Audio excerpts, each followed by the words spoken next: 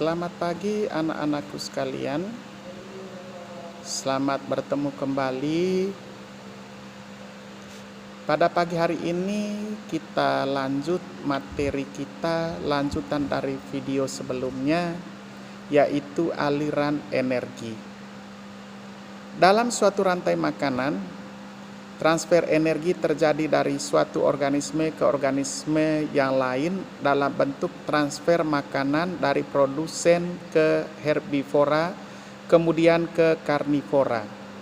Dengan kata lain, rantai makanan dapat menunjukkan adanya jalur energi atau aliran energi. Dalam aliran energi tersebut, matahari merupakan sumber energi utama. Energi dari matahari digunakan oleh tumbuhan untuk membuat makanan. Energi tersebut lalu berpindah ke seluruh hewan melalui rantai makanan. Terkadang makanan juga disimpan di dalam tubuh tumbuhan dan hewan yang nantinya akan dipecah menjadi bahan-bahan lain yang lebih sederhana oleh dekomposer. Tumbuhan kemudian menggunakan bahan itu untuk pertumbuhannya.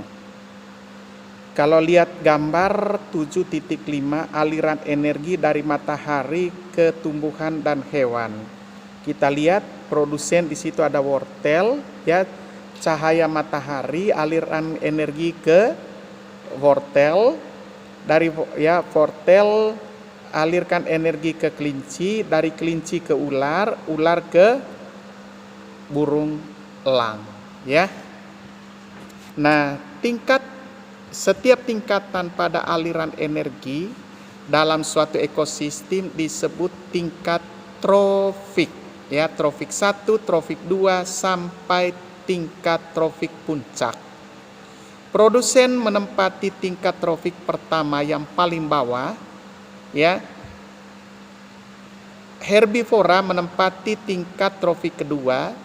Karnivora yang memakan herbivora menempati tingkat trofik 3, dan karnivora yang memakan karnivora lainnya menempati tingkat trofik keempat.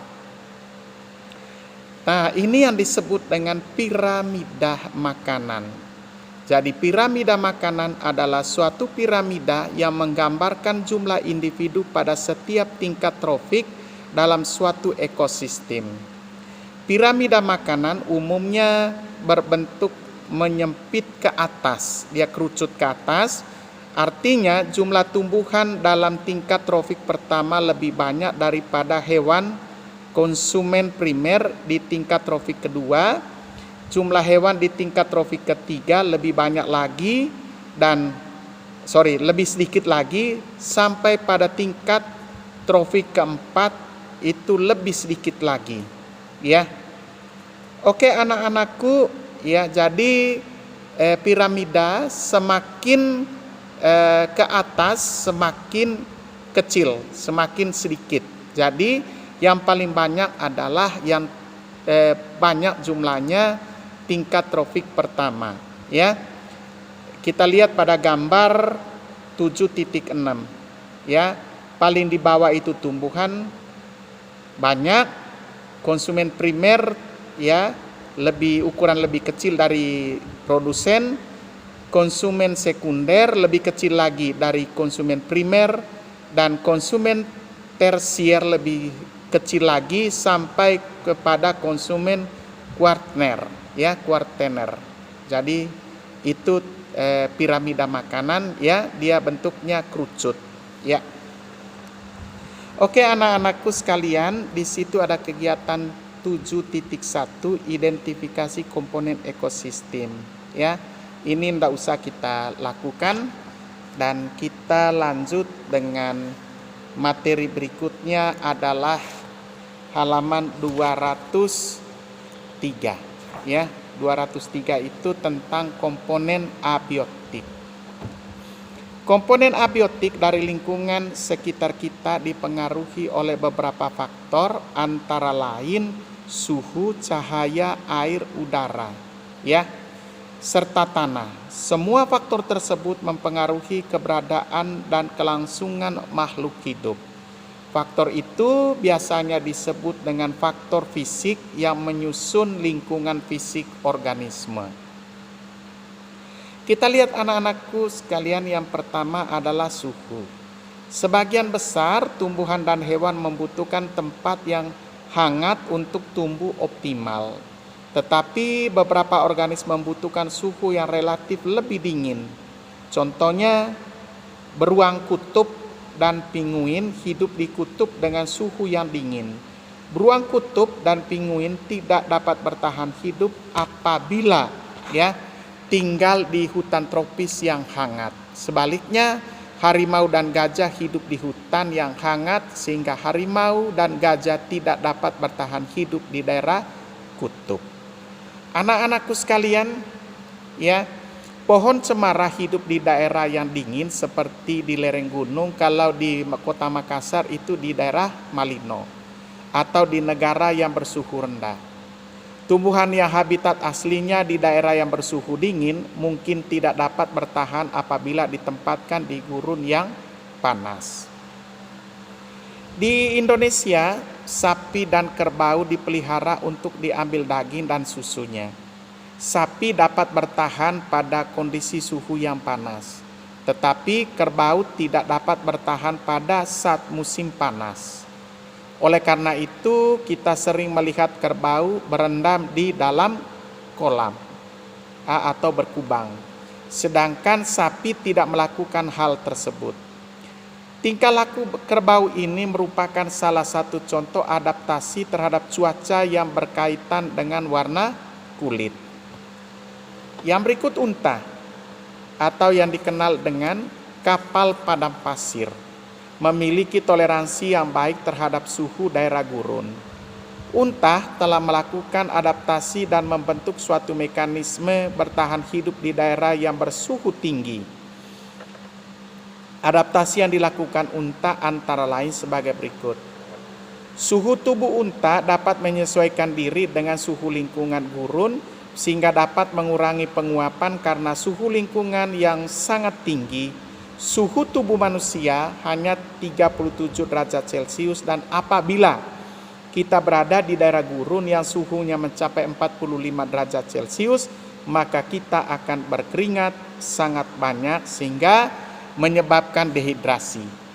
Hal itu terjadi karena kita tidak memiliki kemampuan untuk menyesuaikan diri terhadap suhu tinggi seperti yang dilakukan oleh unta tadi. Unta melakukan hal tersebut dengan menaikkan suhu tubuhnya hingga mencapai lebih dari 42 derajat Celcius. Unta dapat bertahan hidup dalam jangka waktu yang lama, seperti 10 hari tanpa makan dan minum. Apabila tidak ada air untuk diminum, maka unta akan mengurangi jumlah urin yang dikeluarkan sehingga 10-20 kali lebih sedikit dibandingkan apabila ada air untuk diminum. Ketika tersedia air untuk diminum, sekali diminum unta dapat menghabiskan 50 liter. Air tersebut tidak untuk disimpan, tetapi akan didistribusikan ke seluruh bagian tubuhnya hingga ke jaringan-jaringan. Sama halnya dengan unta, tumbuhan kaktus juga beradaptasi dengan lingkungan gurun. Batang kaktus berubah menjadi berdaging yang berfungsi untuk menyimpan air. Daunnya mengecil menjadi berbentuk jarum atau duri dengan tujuan untuk mengurangi penguapan. Fungsi daun atau fotosintesis dilakukan oleh batang yang berwarna hijau. Anak-anakku, berikutnya cahaya. Sumber energi cahaya yang utama adalah matahari. Tumbuhan hijau membutuhkan cahaya matahari untuk membuat makanan. Cahaya juga diperlukan untuk pertumbuhan. Tumbuhan hijau tidak dapat tumbuh di tempat yang gelap. Apabila tidak ada cahaya, maka daunnya akan berubah menguning. Hewan seperti cacing tanah dan lipan tidak menyukai cahaya, bahkan menghindari cahaya. Hewan tersebut biasanya ditemukan di tempat yang gelap, seperti di bawah tumpukan kayu, di bawah terasa daun atau dalam tanah. Pengaruh cahaya juga dapat kamu lihat pada tanaman hias, portulaca atau krokot. Bunga tanaman tersebut akan membuka setelah matahari terbit dan menutup kembali setelah matahari terbenam. Sama halnya dengan tanaman bauhinia yang daunnya membuka di siang hari dan menutup pada malam hari. Anak-anakku sekalian, itulah sedikit ya gambaran atau cerita materi tentang komponen biotik ya. Di situ ada kegiatan 7.2, ini kita tidak usah lakukan ya. Nah, sekarang kita lanjut pada bagian berikutnya, air. Semua makhluk hidup membutuhkan air untuk kelangsungan hidupnya. Air menjadi bagian bumi terbesar, yaitu meliputi 4/5 bagian bumi. Selain itu, air juga menyusun 60-70% dari berat badan tubuh kita. Air dibutuhkan untuk pertumbuhan-tumbuhan, industri, dan untuk kelangsungan hidup manusia. Seperti minum, masak, mandi, dan mencuci. Dari total jumlah air yang ada di Indonesia, 97%-nya ada di lautan, air laut, dan hanya 3% berupa air tawar yang dapat dijumpai di sungai, danau, dan sungai kecil. Hujan dan salju merupakan sumber utama air tawar. Kaktus dan unta adalah sebagian kecil organisme yang dapat hidup di daerah kering seperti gurun. Organisme tersebut memiliki organ khusus untuk menyimpan air atau organ yang termodifikasi seperti yang sudah diuraikan sebelumnya. Seperti halnya tumbuhan dan hewan yang memiliki mekanisme khusus untuk hidup di daerah yang kekurangan air. Tumbuhan dan hewan yang hidup di air juga memiliki mekanisme sendiri. Tumbuhan air seperti eceng gondok dan teratai tumbuh di air dengan daun yang dapat mengapung. Daun teratai berbentuk lingkaran dan lebar sehingga dapat mengapung di atas permukaan air. Selain itu, terdapat lapisan lilin pada permukaan daunnya untuk mencegah pembusukan karena terendam di dalam air. Pada hidrilla, daun berada di dalam air.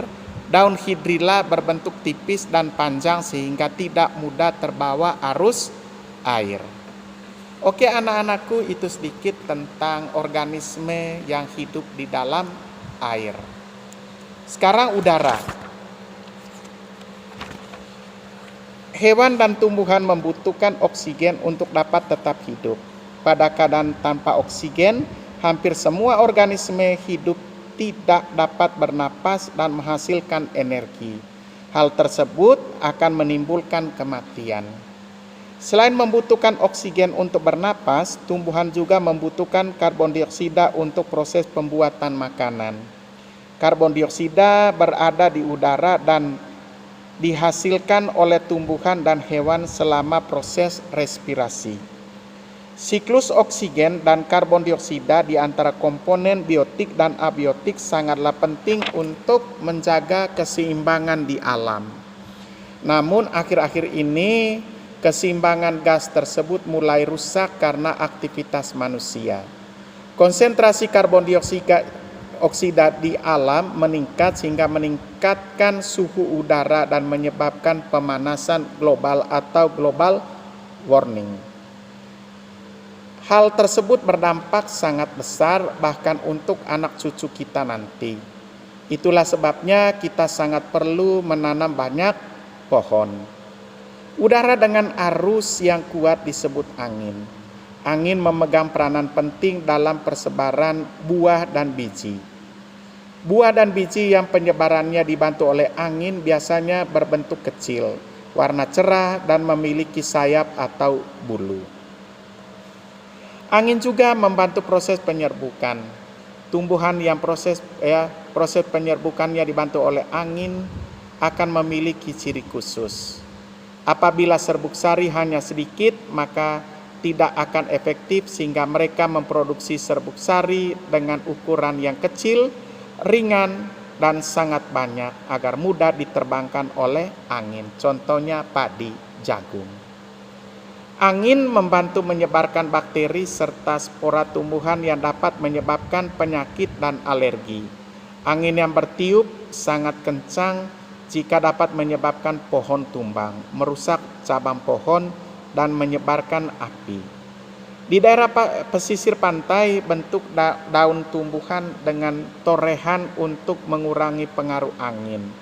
Hal itu dapat kita lihat pada daun pohon kelapa yang tumbuh di daerah pantai.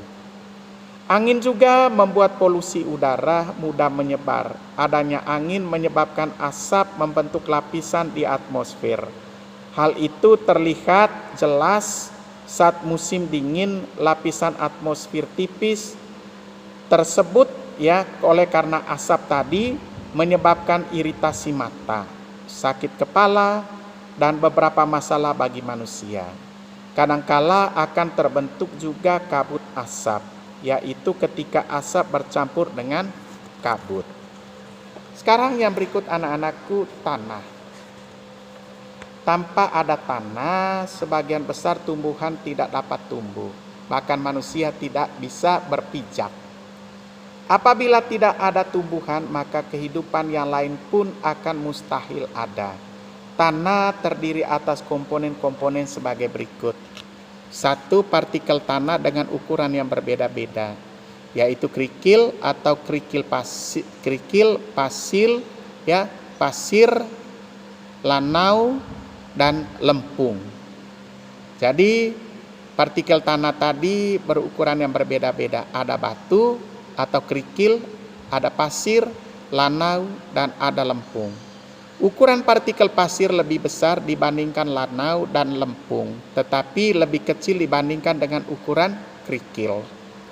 Bahan organik atau humus merupakan sumber kesuburan bagi tanah dari tumbuhan dan hewan yang telah mati dan membusuk. Yang berikut air tanah, berikut udara tanah dan organisme tanah. Jenis tanah yang paling bagus untuk pertumbuhan-tumbuhan adalah tanah yang merupakan campuran dari partikel lempung, lanau, dan pasir. Tanah jenis itu disebut dengan tanah geluh. Tanah memiliki beberapa fungsi, yaitu tempat tumbuh bagi tumbuhan, menyediakan air dan nutrisi bagi tumbuhan, dan juga sebagai tempat hidup organisme. Tanah seperti cacing tanah, bakteri, serangga, dan mamalia penggali. Manusia juga memberi pupuk buatan untuk meningkatkan kesuburan tanah agar tumbuhan dapat tumbuh dengan baik. Oke anak-anakku, di halaman 209 ada uji kompetensi atau uji diri 7.3 ya. Kalian kerja 1 sampai 3 ya. Nanti saya tunggu sampai jam 8 malam. Oke anakku, terima kasih. Sampai di sini dulu pertemuan kita. Nanti kita lanjut di pertemuan berikutnya. Salam sehat, salam untuk keluarga kalian semua.